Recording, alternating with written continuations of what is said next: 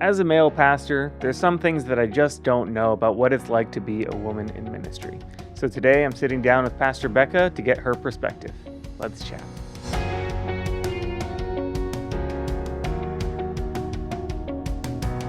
Hey, Becca. Hey, everybody. You were a part of a panel on Sunday about Woman of the Bible, one of FCC, wrapping up the Woman of the Bible series. Yeah.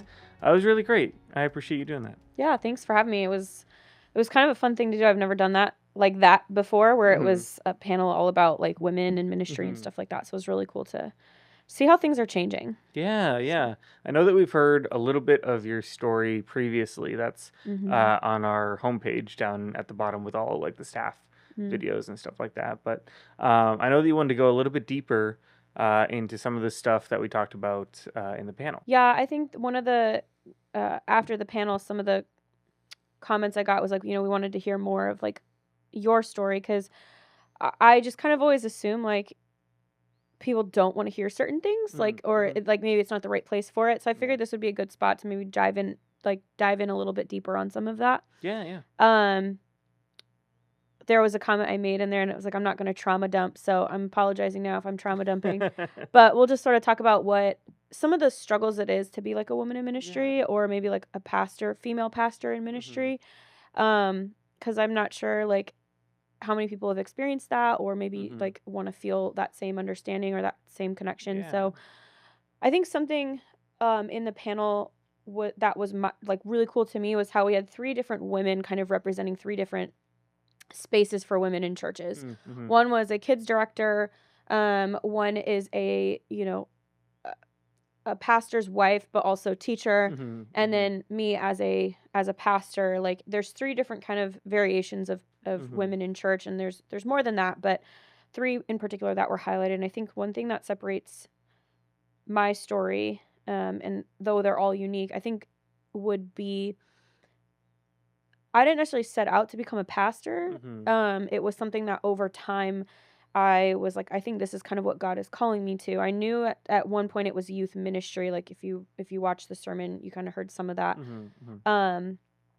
But then it wasn't until a little bit later when I realized, people were like, oh, well, why does the title matter? Because I've had that question a lot. Like, why do you need to have the title pastor? Especially in the discussion of like, should women be pastors or not? Like, well, what does it matter? It's just a title. I've heard that argument before, and I always found that kind of funny. And I was like, I don't know. What would you feel if you were in this position, right? You're pastoring people. You're ministering to people.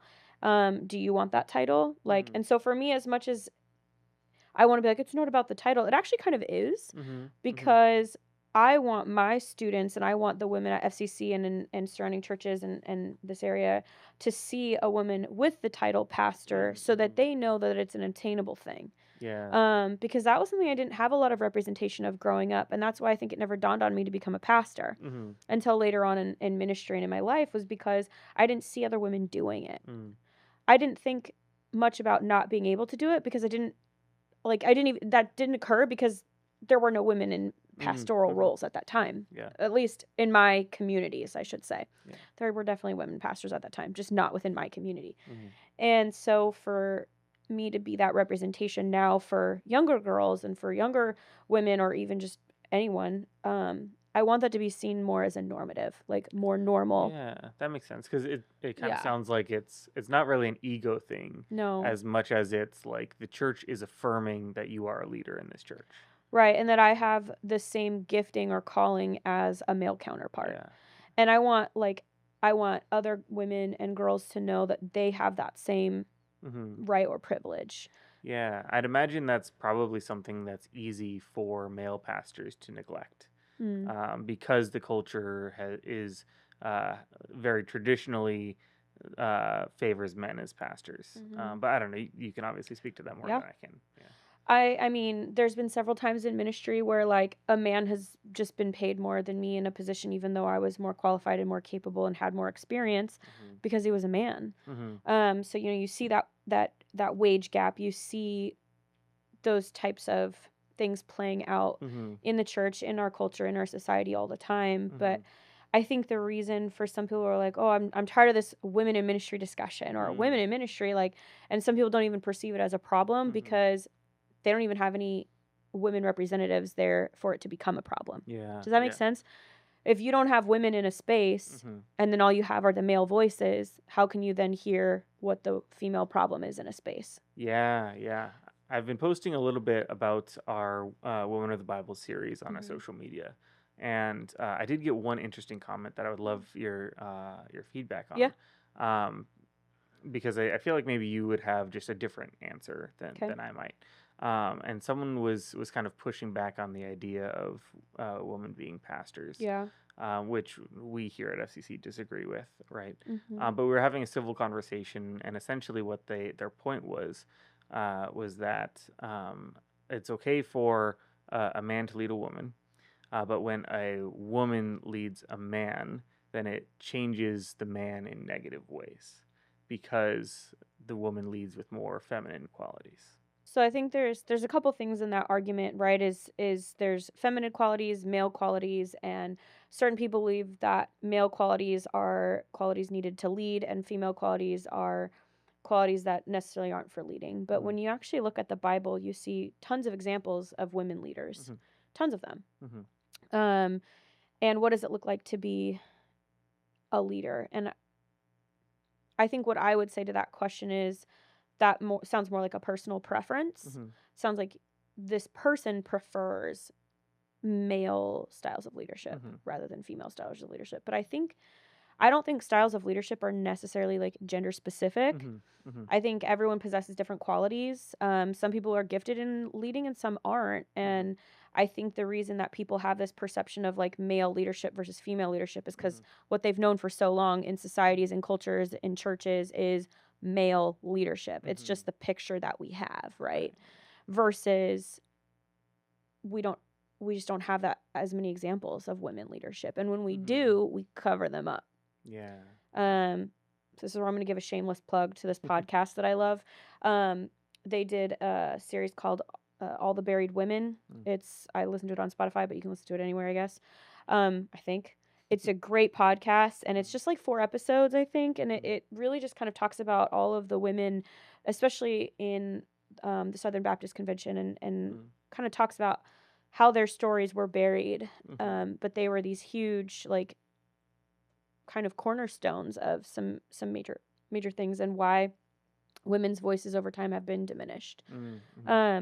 So and we even see in different cultures that women have been like primary leaders, like in Hawaiian culture, for example. Like it's a matriarchal society. And so I think it's interesting to see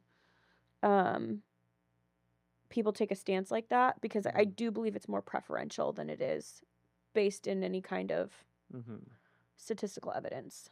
Yeah. If that makes sense. Not to like her opinion is wrong or his opinion is wrong or whatever. It's just a matter of, I think people have preferences and that's okay. But like, why do we have those preferences is what I would be asking. Yeah. I think I've seen a lot of, just like observed a lot of things when it comes to those preferences that have to do with what cultural or Christian tradition you come from. Yeah. How do we go about having like a civil discourse with people that disagree on women in leadership? Well, like I think even here at FCC, even though we as a whole disagree with certain beliefs about women, we believe that women can be in all types of leadership positions, pastor, senior pastor, elder, etc. And maybe other churches feel differently. I know we still have congregants here that don't believe that, and they have chosen to, well, we'll just agree to disagree, because a lot of people say that women in ministry is like a secondary issue or tertiary issue. And I'm like, yeah, for you it is, but for me it's not, right? Like, this is my job, like this is what I feel God has called me to, so for me it is kind of important. It would be more important probably than for you, just because it doesn't directly affect you like that. Yeah, that's fair. Right? And that's not necessarily, I'm not like making it bad or good, I'm just, it's a statement. And so when something like that is a secondary issue, as it is, people have the ability to disagree. Yeah. And if you can agree to disagree and, not be a jerk about it, I think it's fine. But I think ultimately we have to ask ourselves, like, what is it about a woman preach, like if a woman and a man preach the same exact message, what's the difference? what would the difference, like, there is, Right. right? It Yeah. doesn't matter. Right. And so, like, we should look at it as we have two people giving two perspectives of the Bible. Mhm. And if we can look at it that way, Mhm. and, you know, I would love to hear both sides of the coin. I wouldn't negate one or the other. I would want to hear what everyone, because I want that well-rounded opinion, or that well-rounded perspective of what they're gathering from scripture, or what they're gathering from their life experience.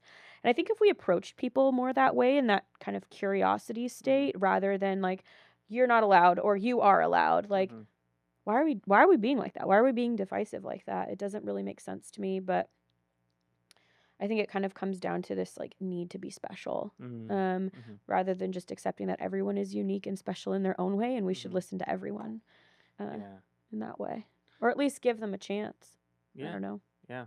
It kind of reminds me of that saying, like, a fish doesn't realize it's in water until it's taken out of it. Yeah. And so it's like, if you grew up in a very male-led church, then it might be unfamiliar, right? Right. This idea of women in ministry. But what's kind of like, bringing it back to like your personal experience, you mentioned like that there's this God calling that you feel, and also a little bit of, it seems like, correct me if I'm wrong, but pressure to say like, hey, there wasn't a lot of female pastor role models for you. Right. Someone needs to kind of step up and do it for future generations. Yeah. What is that like?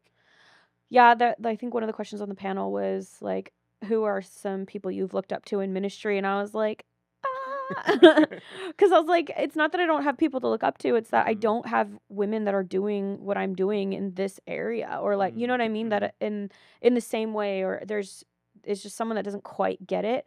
Whereas if I was a man in this position, there'd be plenty of people to sort of choose from. And that's the difference. So for me growing up, there was really never like women in positions of leadership, or very, very rarely. And any space I walked into, any table I sat at, I was either like your kind of quota female at the table to meet a diversification type of thing requirement, or it was me, and that was it. And so like when I would go into certain youth worker meetings and I was the only female for a long time, I was just like, okay, is there a woman that understands this? Like, and so it got kind of frustrating when I was like, why is it like this? And that's when I started really being like, you know what, I have to kind of pick this up and kind of run with it, because if I don't, it's not making a difference in the future. And maybe it's not, maybe it is, I don't know. But from when I first started in ministry to now, and from the churches I've worked at to now, I see like our staff is, I think, 50-50, like men and women. It's far more diverse in, you know, ethnicities and cultures as well, which I love that. And so I think it's really important that we embrace diversity, because like I said earlier, it does give so many multiple opinions and so many multiple perspectives that we as an individual may not be able to see because of our own singular experience. And I think human experiences are like, it's a spectrum of things. And if you want to get a fuller perspective of the Bible, you have to look at multiple people and multiple cultures. And so, I don't know.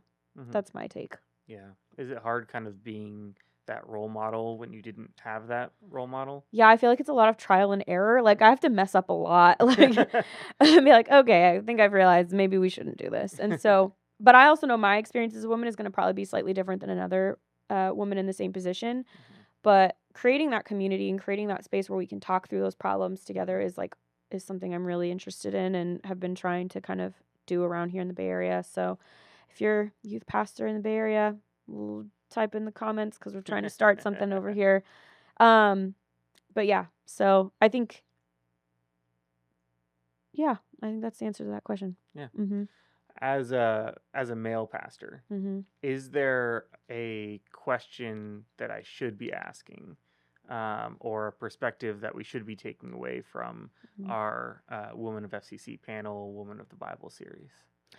I think just knowing that women and men have both lots to say about the Bible, and we may not all have it right, we may not all have it wrong, but being willing to have more spaces and more opportunities where we can hear from the diverse voices of FCC and of our broader community, I think is super important. And is the biggest takeaway from all of this. Like, I want to hear from people on all sides of the, or on all sets of the spectrum, on all sides of the spectrum.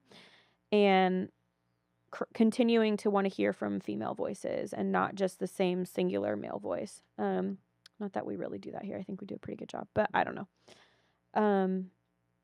And I think the question to be asking is, why am I asking this? How do I want to phrase that? Like, for example, if I get invited to a meeting, am I there because people want my opinion, or am I there because they want to hit like a diversity quota? Like, I want to be invited to meetings because my opinion matters, and I feel that here, so that's good. But anytime we do anything, like, why are we asking this person to do this? Like, I think is really important. Anything else you want to add before we wrap up? Keep chugging along, guys. Like, it's rough out there. You know, our skin will grow thicker over time and get a little more callous to the negative comments, but just continue to be like soft on the inside, because it's that nurturing and compassion, I think, that we all should be doing as a church, not just women. I think that's another thing for men too. I'll give this last pro tip. Like, I think men for a long time have been told they have to have no feelings, no emotions, and just be strong. And I don't think that's really healthy either. I don't think that's fair. I think we all need to be like emotionally well and healthy, and go to therapy if we need to go to therapy, do whatever it takes to get into a place where we are emotionally healthy so that we can respond to people with love and compassion. And if you struggle to be a compassionate, nurturing person, hang out with more women. I'm just kidding. I know some women that are not that way either, but we all have to learn from each other. So anyway, that's it. Awesome. Well, thank you. Yeah, thanks for having me. If you want to see more conversations like this, like, subscribe, and let us know your thoughts in the comments. If you'd like to support FCC, you can find all the ways to do that in the link tree below.